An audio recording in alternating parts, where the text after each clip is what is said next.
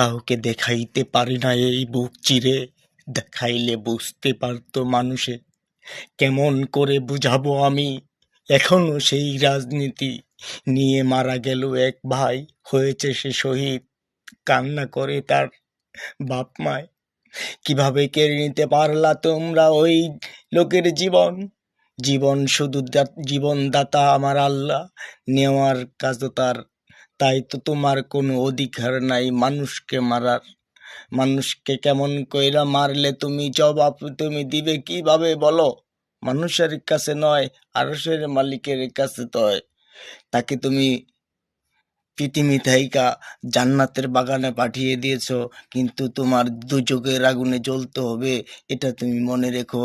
তাই তো বলি রুবেল সাহেব, আপনি যেভাবে খুন করছেন এই ভাইকে, আল্লাহর কাছে জবাবটা দিতে হবে, মনে রাখবেন আপনি।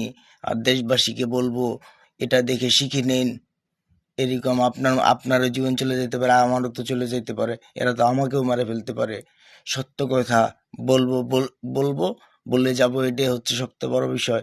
কারণ আমি কিন্তু দল করি না, আমি আল্লাহর দল, আল্লাহর রাস্তায় আমি চিনি। ওইটাই হচ্ছে সবচেয়ে বড় হিসাব। সবাই দোয়া করবেন আর ওই ভাইয়ের জন্য জান্নাতুল ফেরদৌস দান করে আমার আল্লাহ, ওটার জন্য সবাই দোয়া করবো। দেশবাসী কাঁদতেছে না আবারও? হাদি ভাইয়ের পরে দেখ এই দুদিন পরে পরে মারা যাচ্ছে, এটা কি আমরা কি সঠিক বিচার পাবো না? এ কি আমাদের অপরাধ? সত্য কথা বলাটা কি আমাদের অপরাধ? বুক চিরা যদি দেখাইতে পারতাম করতে বিশ্বাস তোমরা, মানুষের চেহারা দেখে বুঝানো যায় না ভিতরে কি আছে চামড়া। হৃদয়ে রক্তক্ষরণ হয় ওই বাচ্চা যখন কাঁদে, বাপটি তো ওর শিশুর মতো করছে কান্না সবার সামনে।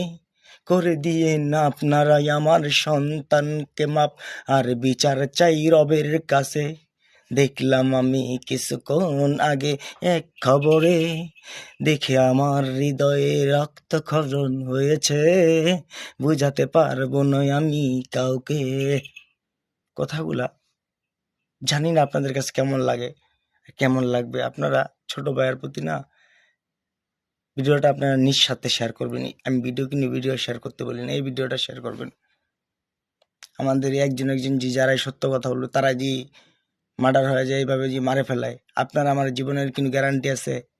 তাই আল্লাহর কাছে সবাই সবকিছু চাই, আল্লাহ আশা করি দিবে সবাইকে। আসসালামু আলাইকুম রহমতুল্লাহ।